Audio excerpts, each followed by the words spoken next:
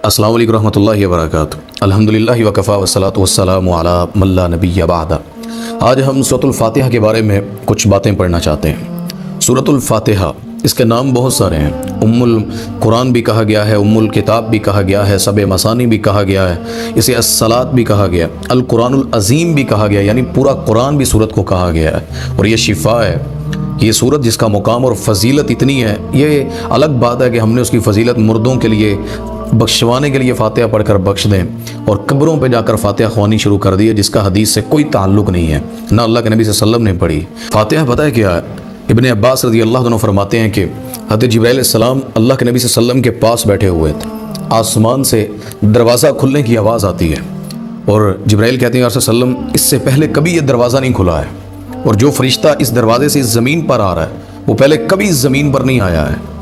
और उसके पास दो नूर हैं। वो दो नूर क्या हैं? सूरतुल फातिहा और सूरतुल बकरा की आखिरी आयात जो हैं। और आकर उन्होंने नबी पाक सल्लल्लाहु अलैहि वसल्लम को तोहफ़ा दी और फरमाया कि जो शख्स भी इनको पढ़ेगा, जो इसमें है, अल्लाह उसे ज़रूर वो अता कर देगा।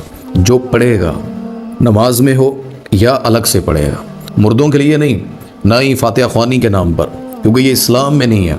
ये फातिहा कहाँ पढ़नी है, किस तरह पढ़नी है, ये कुरान के अंदर इसका क्या मुकाम है, वो अल्लाह के नबी सल्लल्लाहु अलैहि वसल्लम बता चुके हैं। अबू सईद एक सहाबी रज़ी अल्लाह अन्हु फरमाते हैं, हमें अल्लाह के नबी सल्लल्लाहु अलैहि वसल्लम ने एक दफ़ा कहा कि कुरान की सबसे अजीम सूरत न सिखाऊं तुम्हें।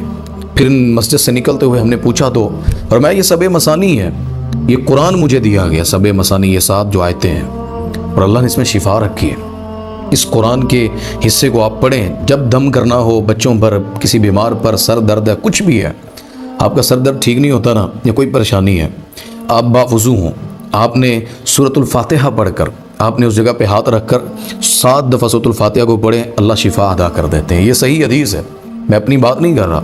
लोगों ने पता नहीं कौन कौन से वजीफ़े बनाए, ऐते निकाल के कहते हैं इतनी दफ़ा पढ़ लें। हालांकि दूसरा जो पढ़ रहा होता है वो कहता है कि यार ऐते ही है ना, अल्लाह का कुरान ही है ना। भाई जो साबित है ना, जिसको दुआएं कहकर, शिफा कहकर हमें अल्लाह के नबी सल्लल्लाहु अलैहि वसल्लम ने दी हैं, उनको लाजिम पकड़ें, बाकी बात में अमल करें। नबी पाक सल्लल्लाहु अलैहि वसल्लम एक सहाबी हैं, अबू सईद अल खुदरी रज़ी अल्लाह तआला अन्हु, वो कहते हैं हम एक सफ़र में थे, एक औरत, एक लड़की आती है हमारे पास, वो आकर कहती है कि हमारे सरदार को, कबीले के सरदार को सांप ने डस लिया है, तुम में से है कोई दम कर दे।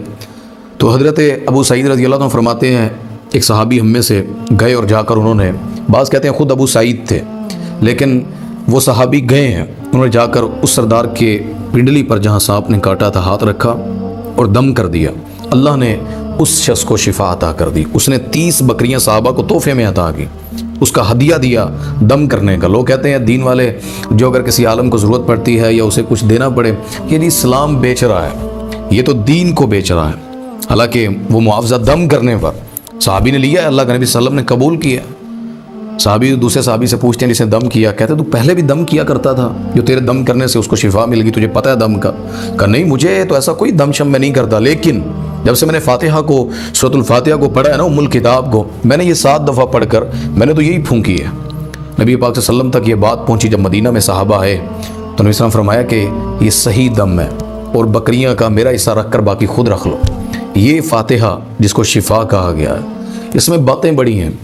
लोग कहते हैं नमाज में पढ़नी है कि नहीं पढ़नी है, इमाम के पीछे पढ़नी है कि नहीं पढ़नी है। मैं आपको एक मसला समझाता हूँ आज।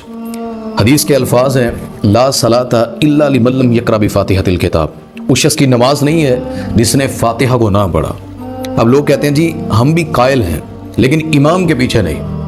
आप ज़रा इस माने को समझिएगा। एक लफ्ज़ है ला सलाता, नहीं है कोई नमाज, यही ला आता है ला इलाहा इल्लल्लाह के अंदर। कोई इलाह नहीं है, वो छोटा हो, बड़ा हो, रिज़्क़ का हो, बारिश का हो, ज़मीनों का हो, आसमानों का हो, वो सिर्फ एक इलाह है। यानी हम जब ला इलाह कह देते हैं, फिर छोटे से छोटा भी, हत्ता के नाम के हिसाब से भी हम किसी को खुदा चुनना पसंद नहीं करते हैं। हम कहते हैं भाई सब शामिल है इसके अंदर, हम हर लिहाज से अल्लाह को समझते हैं। ऐसे यही फातिहा है, ला सलाता, कोई नमाज नहीं है, वो चाहे इमाम के पीछे है चाहे अकेला है। वो आयत पढ़ते हैं जी, जब कुरान पढ़ा जाए तो खामोशी से सुना जाए।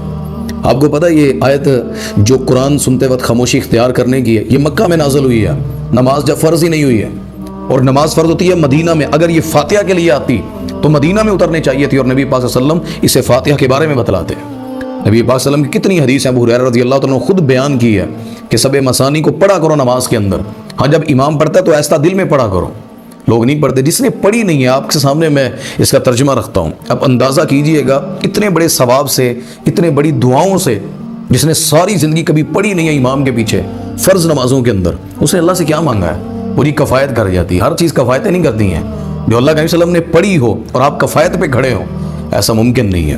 اللہ تعالیٰ اس میں فرماتے ہیں، میں آپ کے سامنے اس کا ترجمہ رکھتا ہوں اور کچھ باتیں فرمایا۔ بسم اللہ الرحمن الرحیم، شروع کرتے ہیں اللہ کے نام کے ساتھ جو بڑا رحمان ہے، رحیم ہے۔ الحمدللہ رب العالمین، تمام تعریفیں اللہ سبحانہ و تعالیٰ کے لیے ہیں جو رب ہے تمام جہانوں کا۔ اللہ کے اندر ہر صفت آ جاتی ہے، یعنی تمام تعریفیں ہیں اللہ کے لیے۔ یعنی جب کسی کا نام لیا، جیسے محمد صلی اللہ علیہ وسلم، وہ رسول بھی ہے، پیغمبر بھی ہے، وہ شاہد بھی ہے، مبشر بھی ہیں، وہ داعین الی اللہ بھی ہیں، ہر چیز ہمارے سامنے آتی ہے، وہ ہمارے نبی ہیں۔ جب اللہ کا نام آ جائے تو پھر ہر تعریف، یعنی رزق کی ہو، اولاد کی ہو، دن دہاڑے، یہ راتوں کی تنہائیاں، یہ اندھیرے، ان کے جس چیز کو دیکھیں آپ تو تعریف کس کی ہوگی؟ اللہ سبحانہ و تعالیٰ کی۔ وہ کون ہے؟ رب العالمین، تمام جہانوں کا رب ہے، صرف اس دنیا کا نہیں۔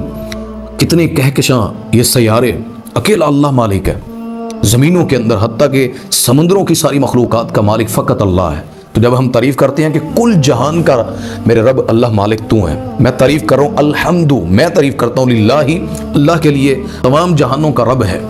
الرحمن الرحیم، وہ رحمان ہے، بڑا رحم کرنے والا ہے۔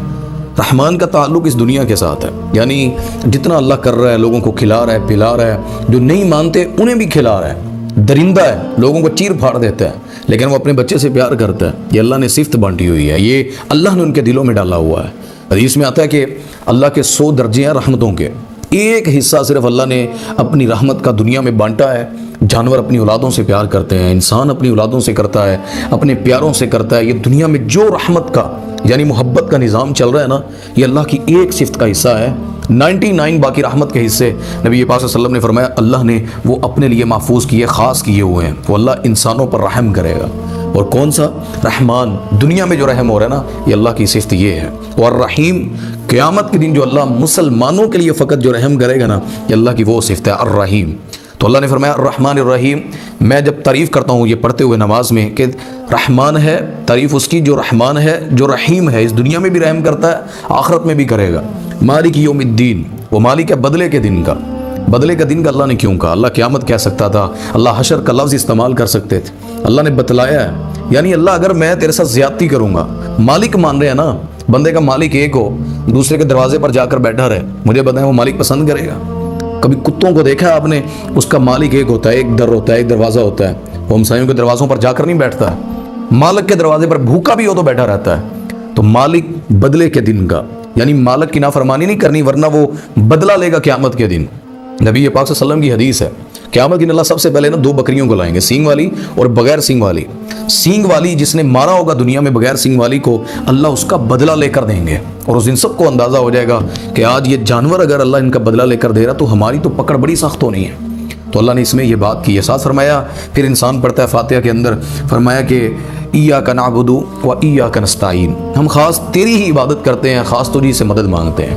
اس میں ہم دھوکہ کرتے ہیں، ہمارے حکمران بھی آیتیں پڑھتے ہیں تیری ہی عبادت کریں گے، جا کر چادریں مزارات پر چڑھاتے ہیں۔ ہم بھی نماز میں مسجد میں کہتے ہیں، باہر نکل کر گھوڑے کے پاؤں چومتے ہیں، آستانوں پر جاتے ہیں، ہم تصویروں کے سامنے بڑوں کی چھوٹوں کے ہاتھ باندھ کر کھڑے ہوتے ہیں، قوالیاں لگا کر، دھاگے باندھ کر، گاڑی کے نیچے جوتا لٹکا کر، اور کیا کہتے ہیں؟ عبادت تیری ہے، وَإِيَّاكَ نَسْتَعِينُ، اور ہم خاص طوری سے مدد طلب کرتے ہیں۔ کتنی مدد ہم اللہ سے مانگتے ہیں؟ ساری دنیا کو آزمانے کے بعد پھر اللہ کی طرف آتے ہیں کہ چلو ہن اللہ دے سہارے۔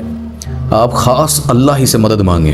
انسان کے جوتے کا تسمہ بھی ٹوٹ جائے نا، جوتے کا تسمہ، فرمایا وہ بھی اللہ سے سوال کرنا ہے۔ اس سے بڑی چیز کیا ہو سکتی؟ لوگ تو اولادیں مانگنے پتہ نہیں کہاں کون کون سے وظیفے اور کون کون سی چیزیں خود ساختہ، ٹھیک ہے قرآن بھی آپ پڑھتے ہوں گے، لیکن اصل چیز اور ہے جو اللہ سکھا رہے ہیں۔ وَإِيَّاكَ نَسْتَعِينُ، کس طریقے سے مانگنی ہے مدد، وہ بھی اللہ نے ہمیں سمجھا دیا ہے۔ ساتھ اللہ فرماتے ہیں اهْدِنَا الصِّرَاطَ الْمُسْتَقِيمَ، اللہ سے دعا کرنا کہ اے اللہ مجھے تو سیدھا راستہ دکھا، مستقیم راستہ دکھا۔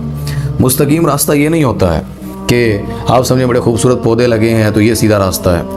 مستقیم راستہ ہے نبی پاک صلی اللہ علیہ وسلم والا، اس میں سختیاں ہوں، آزمائشیں ہوں، امتحان ہو، جو مرضی ہو، لیکن اللہ نے وہ سکھایا ہے کہ راستہ کس کا ہے؟